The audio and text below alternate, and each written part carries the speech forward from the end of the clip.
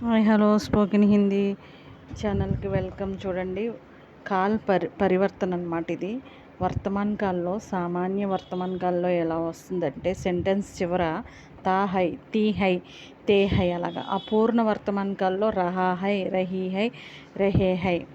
పూర్ణ వర్తమాన్ కాల్లో తా హై, ఈ హై, ఏ హై. అంటే దీన్ని మీకు సెంటెన్స్ రూపంలో చెప్తాను చూడండి. వాక్యమే ప్రయోగంలో సామ్నే సే ఏ కార్ ఆతీ హై. సామాన్య వర్తమాన కాలంలో అంటే ముందు నుంచి ఒక కారు వస్తుంది.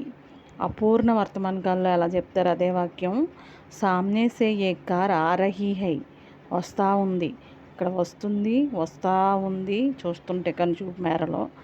పూర్ణ సామ్నే సే ఏక్ కార్ ఆయి, ఆయి హై ఆల్రెడీ వచ్చేసింది. పూర్ణ అంటే మొత్తం క్లియర్గా చెప్పడం అనమాట. పూర్ణ క్లియర్.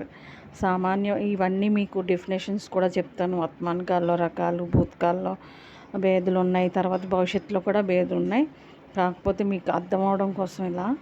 అలాగే భూతకాల్లో చూడండి, అలాగే సామాన్య భూతకాల్ తా, ఈ, ఏ సెంటెన్స్ చివర వస్తాయి గమనించండి. అపూర్ణ రహాత, రహీతి, రహీతి, రహి, రహేతే. పూర్ణలో కూడా యా, తా, ఈ, ఏ, తే సెంటెన్స్ చివర్లో కనిపించాయి చూడండి. సామాన్య భూతకాల్లో సామ్నే సే ఏ కార్ ఆయి హై, ముందు నుంచి ఒక కారు వస్తుంది. అపూర్ణ భూతకాల్ ఇది భూతకాల్ ఫాస్ట్ కాబట్టి ఆయి వచ్చింది.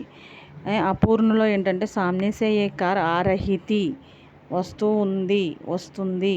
పూర్ణ అలాగే ఆయి వచ్చేసింది.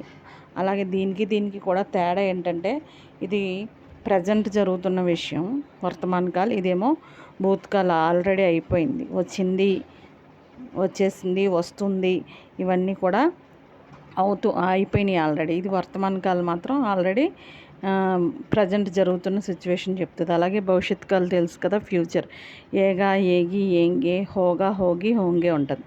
ఇంకా ఫ్యూచర్కి ఏంటంటే మనకు వస్తుందనే అంటాం. ఏదైనా సరే వస్తుంది, రాబోతుంది. సామ్నే సే ఏ కార్ ఆయేగి వస్తుంది. మన ముందు నుంచి ఒక కారు వస్తుంది, మన ముందే వస్తుందేమో.